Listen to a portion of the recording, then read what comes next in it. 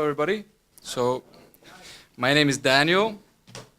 I am the Director of Blockchain Technologies at Advania Data Centers. It's really fancy.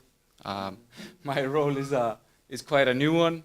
It basically means what I'm doing at Advania Data Centers is maybe developing a bit further on the services we provide to the industry.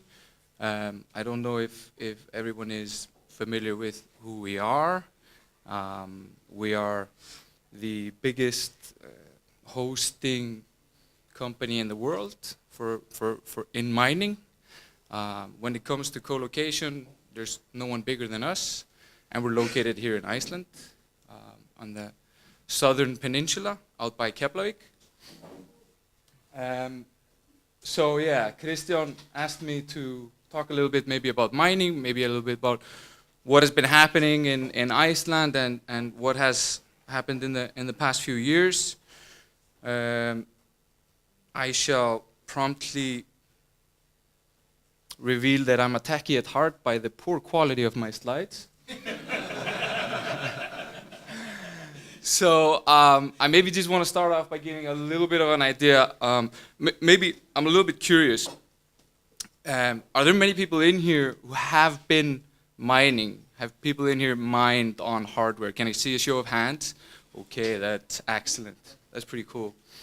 So yeah, I mean, a lot of people have dabbled in this, and a lot of people have done a lot more than dabble in this and gone pretty heavy in. But maybe I want to touch just really briefly on what the idea is behind proof of work. So basically, it's as if we have this puzzle.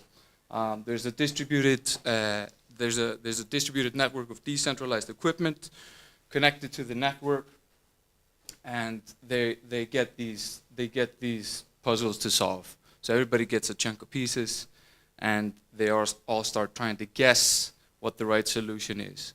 And when I hit it, I think, okay, it's a square. It's supposed to be a square.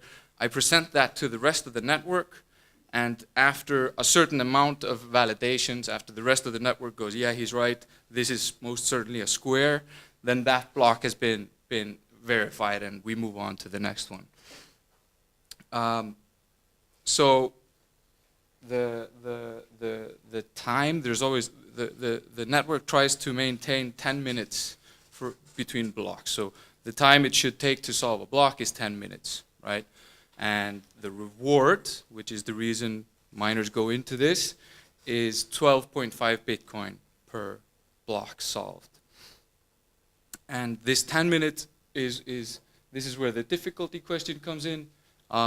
If a whole lot of new equipment would come onto the network right now, and the next block would be solved slightly under 10 minutes, the difficulty would be adjusted automatically so that the next block will take 10 minutes.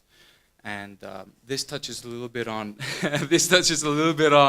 what Anita was saying. What they're getting hit by is these multi-pools that jump between smaller coins where they can just go and grab easy blocks. And so they see all of a sudden an influx of massive power because there's a pool somewhere that a bunch of people have connected to kind of gather together their hashing power.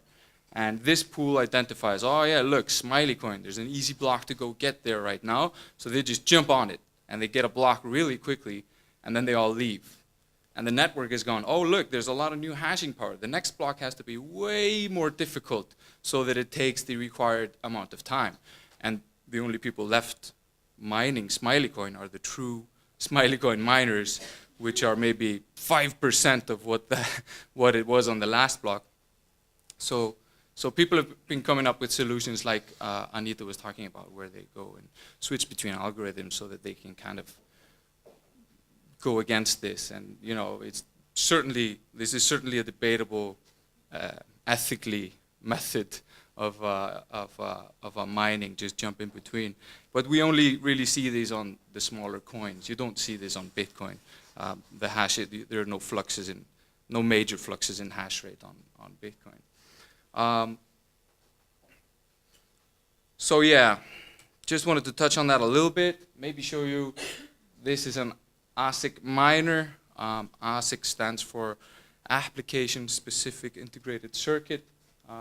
So basically, initially Bitcoin was being mined on computers.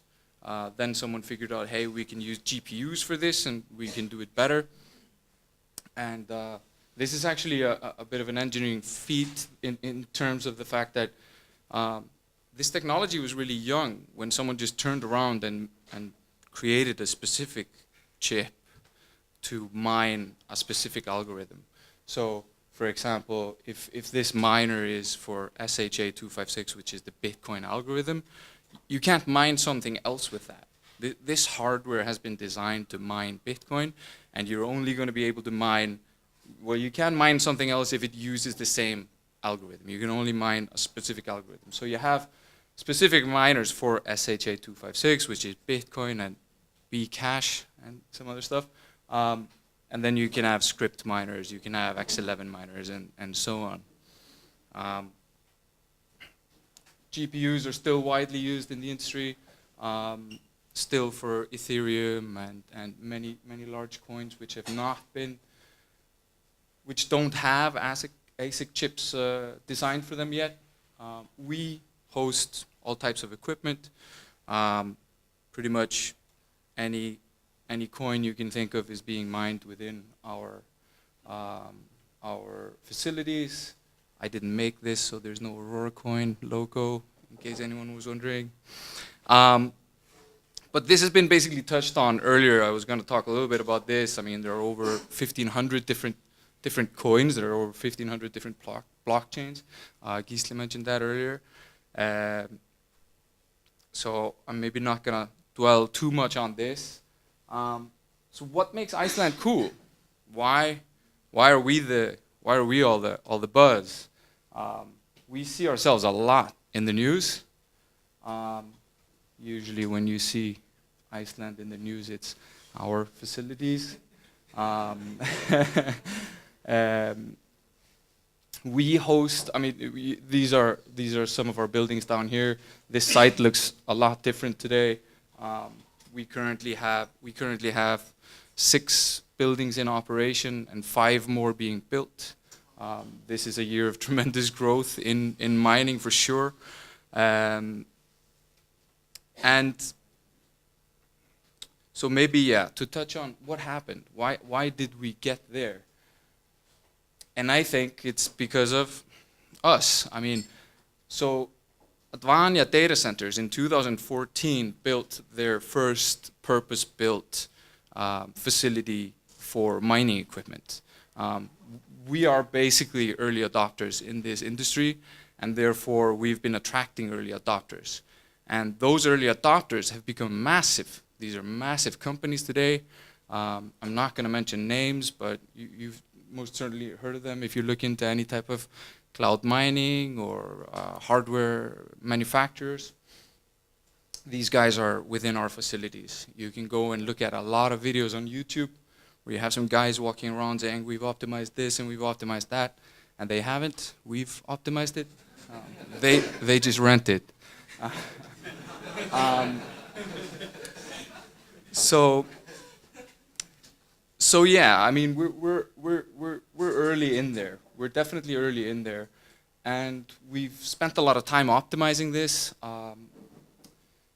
So basically, what happens is someone within Advania Data Centers, or I guess Advania at that time, we are now basically a separate company, but they wanted to get into this. They wanted to get into mining, and pretty much had to fight for it.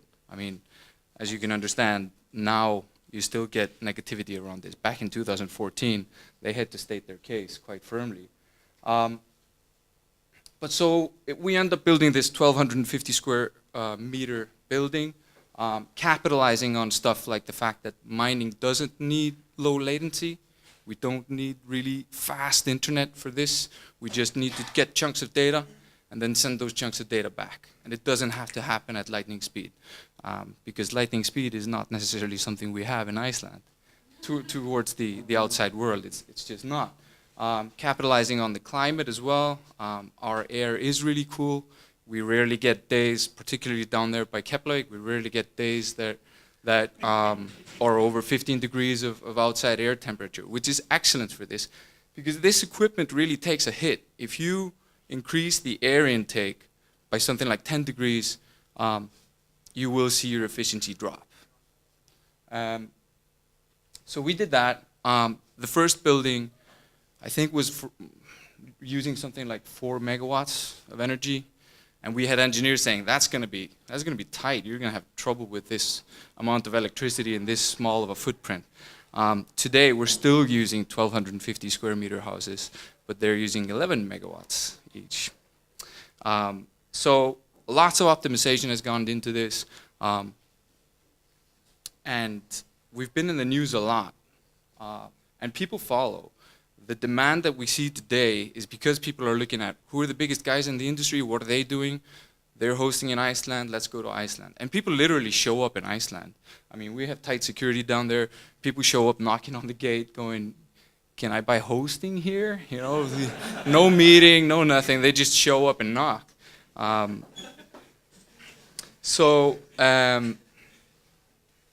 Yeah, I mean, I've already maybe touched on this a little bit. The conditions are excellent over here. We have this image. I think our image really helps us a lot as well. We have clean energy. We are quite cool today. Yeah, so this all together, in my view, has brought us to the place where we are at today, where, yeah, people show up with all sorts of demands, asking a lot. I met a guy who works in customs the other day, and he literally asked me, why is there a steady influx of people who are looking to put up Bitcoin mining facilities coming through customs? And he was just generally curious. So, like, maybe to touch on, like, what's the future of mining? I had some slides in here where I was going to get real technical, talk about why proof of stake is not going to take over, and I kind of scrapped them. Come ask me later, we can talk about it. So, I mean, what will we see? I mean, I imagine we're going to see just optimization within here. I mean, we're going to see blockchains that are more efficient, less requirements of energy in terms of proof of work. The hardware, like we see this a lot in news and in articles that, you know, it's using so much electricity. Hardware is being optimized all the time. The hardware that we use today is often somewhere between 5 and 10 times more efficient than the hardware that we had a couple of years ago. So we are really growing by leaps and bounds. I think, like Gisli touched on, we are in early days. We're still in early days. I mean, he was saying he felt like he was late to the party in 2013. It's really easy to feel like we're late to the party now. I just don't think so. We really are still figuring this all out. And so, yeah, we're seeing really fast growth, and just like what we're seeing literally within our facilities and whatnot. Maybe touch a little bit on what's next for us. Like I mentioned, we've grown really quickly over the past 2 years. Next steps are really exciting stuff. We are quite likely to look to other countries for installation of further facilities. There are a lot of factors controlling that. One would be, you know, we will be seeing the rise of private blockchains, and with them comes the requirement for those running those private blockchains that they be in distributed geographical areas, and then it's good to have a partner who can answer that, meet that demand. We've been dabbling a little bit in like what I'm doing. I'm introducing some products that are more in the sense of enabling those who want to invest in mining without actually running a mining operation to do so. We do get a lot of requests related to this. We do get a lot of people who just show up and literally say, can I invest? Can I give you money and you guys just mine for me? So now the answer is yeah, we can do that, which is really interesting and really exciting stuff. I'm not going to get into HPC here, but we are growing really fast as an HPC company. It's one of our goals to become a leader in that space as well. It's similar to crypto in the sense that it doesn't need low latency, just chunks of data being moved, processed, and moved out. But yeah, I'm going to stop there.